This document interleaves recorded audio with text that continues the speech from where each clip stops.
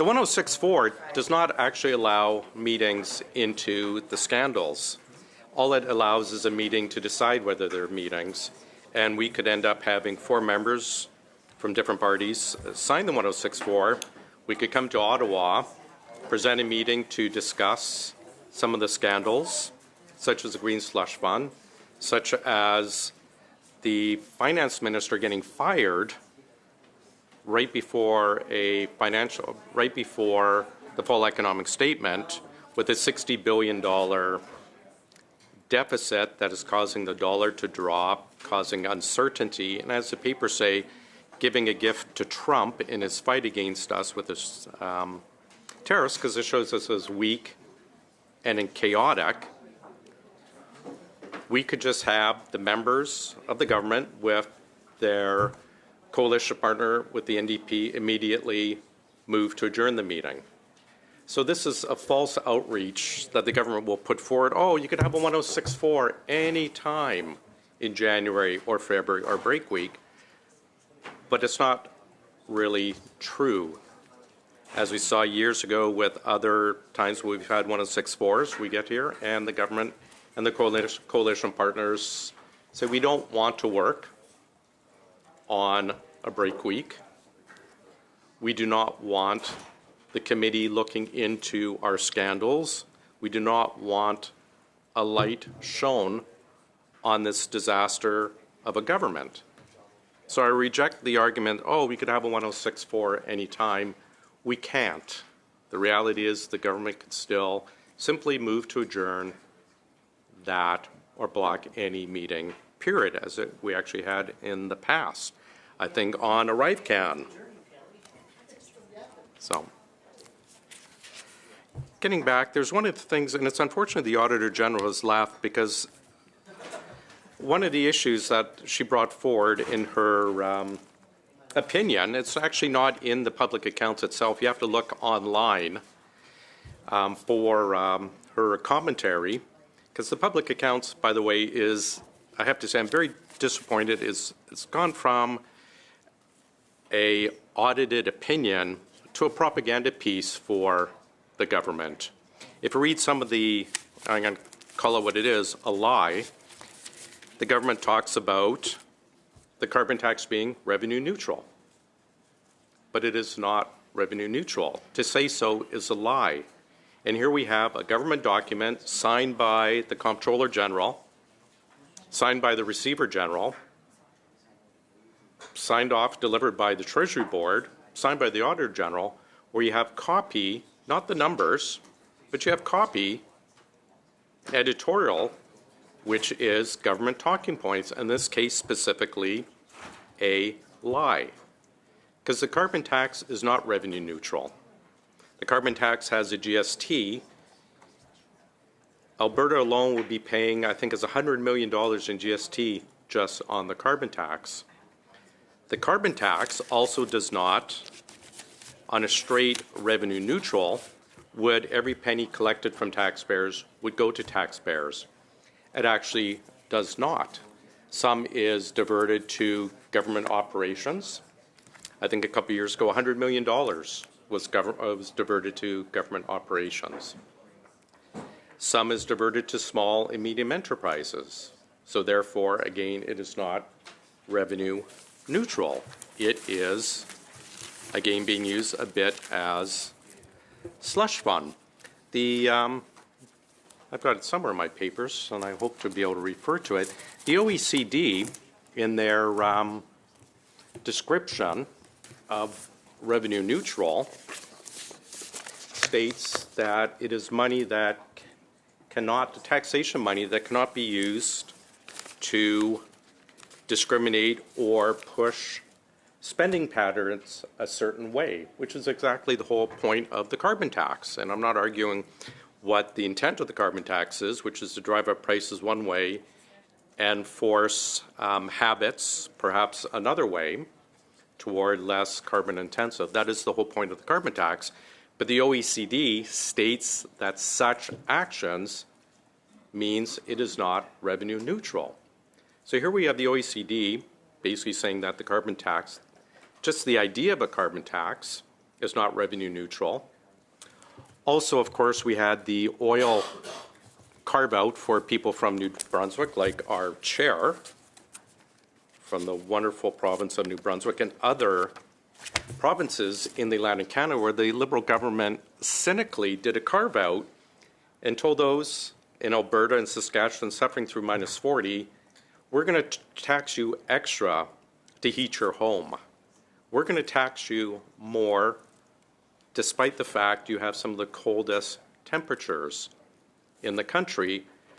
But in areas where we're polling very poorly and are getting pressure from our MPs because they're going to lose the next election, we are going to give you a carbon tax carve-out. So again, it violates the whole neutrality of a carbon tax, but further violates the definition of the carbon tax as stated by the OECD. But I'm getting back to the carbon tax, and I read, the federal pollution pricing system is revenue neutral. This year, they've added a bit of a disclaimer. Over time for the federal government. Now, yes, Mr. Durain. You'll notice where I'm going. I thought there was no reading allowed during filibusterings. I am quoting from something. Yeah, you can cite, but yeah. So if you just bear that in, Mr. Durain is correct. I am not saying you're reading. No, I am. Back to you. Yes, you can Chair, cite. You can. Yes, you can cite it as you're doing. Continue. Thank you very much. And before I was interrupted by such silliness, the federal pollution pricing system is revenue neutral over time for the federal government. Of course, in the House of Commons, repeatedly the government stood up and said it's revenue neutral. Previous public accounts, it's revenue neutral. Now it's revenue neutral, but over time. Perhaps the budget will balance itself over time for the federal government. You can't have an accounting number being stated as a certainty over time. It's either revenue neutral or it's not revenue neutral, and it is not. I want to continue with other points from the public accounts, and I'm happy to paraphrase them if I can't read the public accounts verbatim. One of the things it states is, Indigenous, government will announce that starting in fiscal 2025, the share of fuel charge proceeds returned to Indigenous governments, which is fair, but that's a policy statement, will increase from 1% to 2%. So then I have to ask, where is this extra 100% increase for the proceeds coming from? And I'm not criticizing the policy decision. They should actually back it up, because there are areas where certain Indigenous are maybe requiring a lot higher increase, more rural, further north, than perhaps southern ones. I'm thinking of the Inkami band in First Nations in BC, which has phenomenal wines, phenomenal hotel. I think they're a lot less affected. Okay, BC is not part of the backstop, but as an example, a lot less affected by cost of heating than perhaps the McLeod up by Fort McMurray. So I wish they'd actually backed it up with actual, we're going to do it from 1%, increase them from 1% to 2% based on this information, or we're going to do it based on need as opposed to we've increased it. Look at us. Look how virtuous we are. They should actually back it up. But again, where's that extra 1% coming from? It's coming from the general pool. Possibly that makes it non-revenue neutral.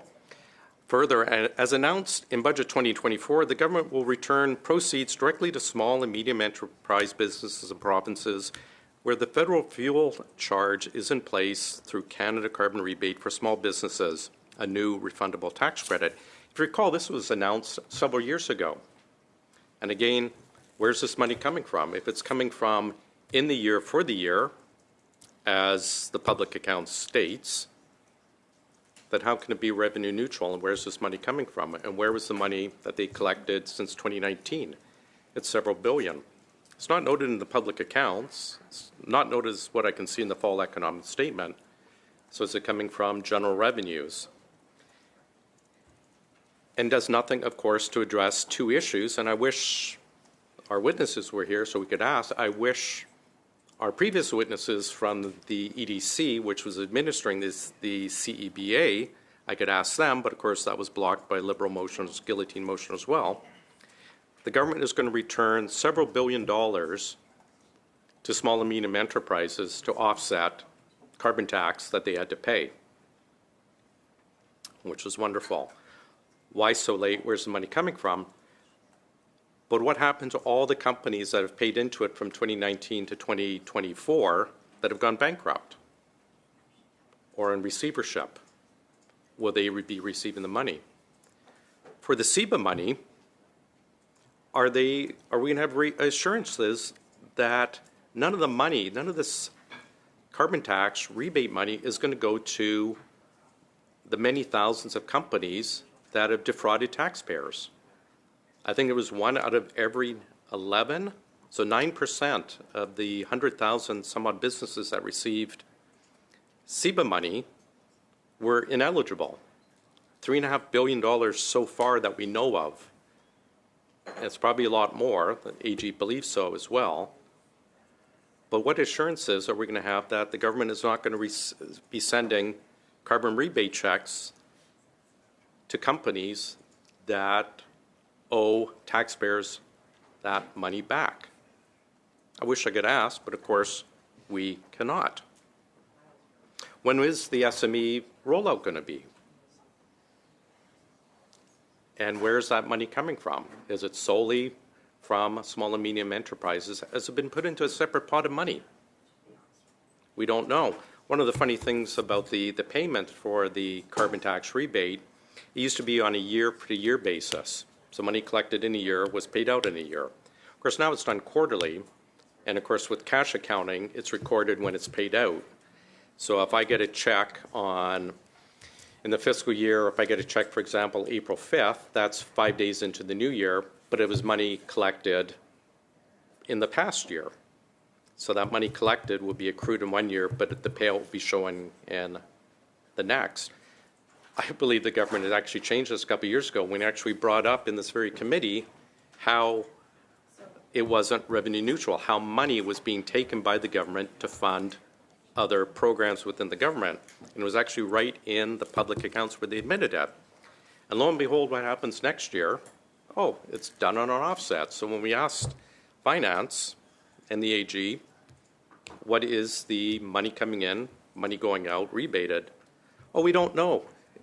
It's on a different calendar now because now it's collected 1 year, perhaps paid out another. Because, of course, now it's paid out quarterly for money that was collected the previous year.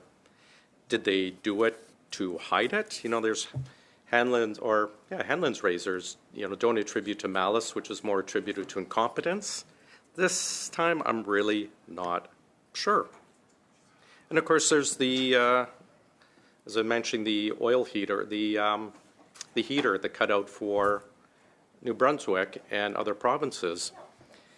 There was one finance document stating that, of course, there's a huge carve-out for oil heating in Atlantic Canada. I used to live in Newfoundland.